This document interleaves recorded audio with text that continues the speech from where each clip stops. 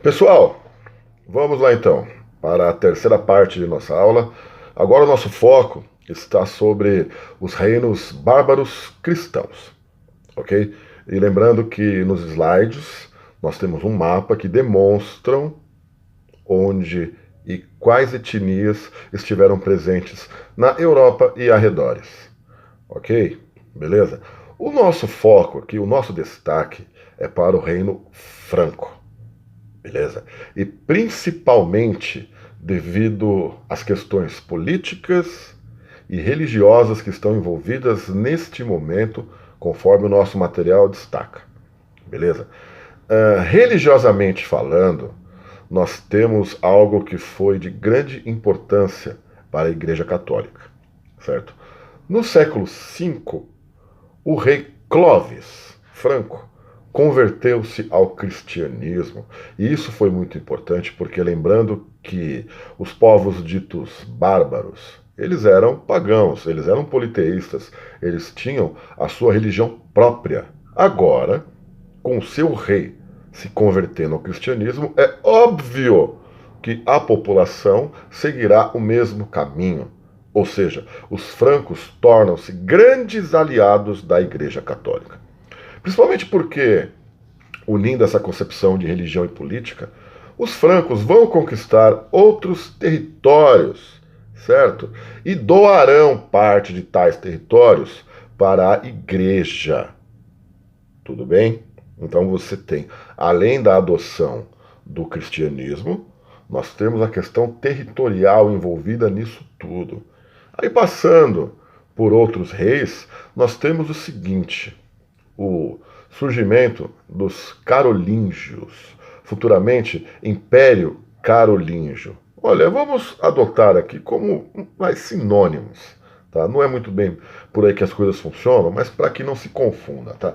Então, falando sobre o Império Carolíngio, nós temos aqui o destaque para Carlos Magno e suas conquistas. Então, Carlos Magno, nós estamos aqui, ó, na virada entre os séculos 8 e 9, certo?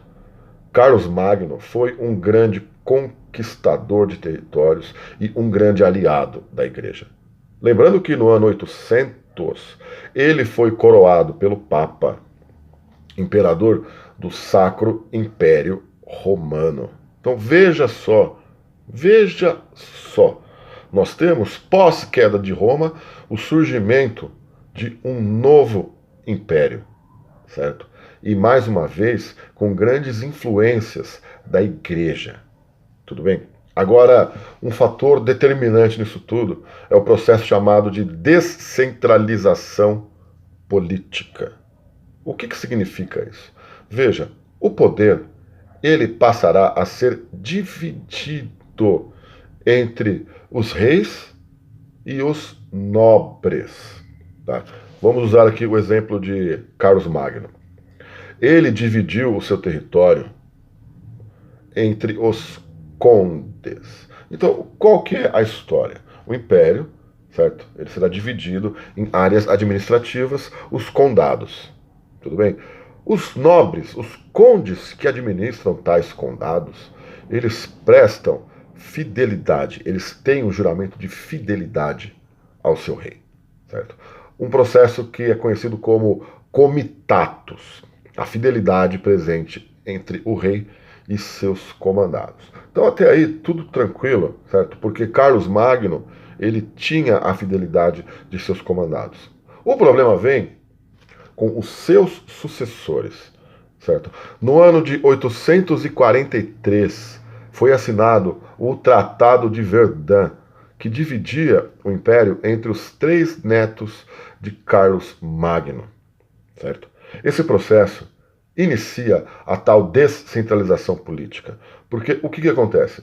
Os nobres, eles passarão a atuar como verdadeiros reis dentro de seus territórios. Muitas vezes podem ser aliados de fato dos reis de verdade, como podem ser inimigos. Tanto que a época feudal, a época medieval, ela é marcada por uma série de conflitos que envolvem principalmente essas questões territoriais tá? E depois também teremos uma série de conflitos religiosos. Ok, galera? No próximo nós vamos concluir aqui, portanto, essa nossa aula. Beleza? Já vejo vocês daqui a pouquinho.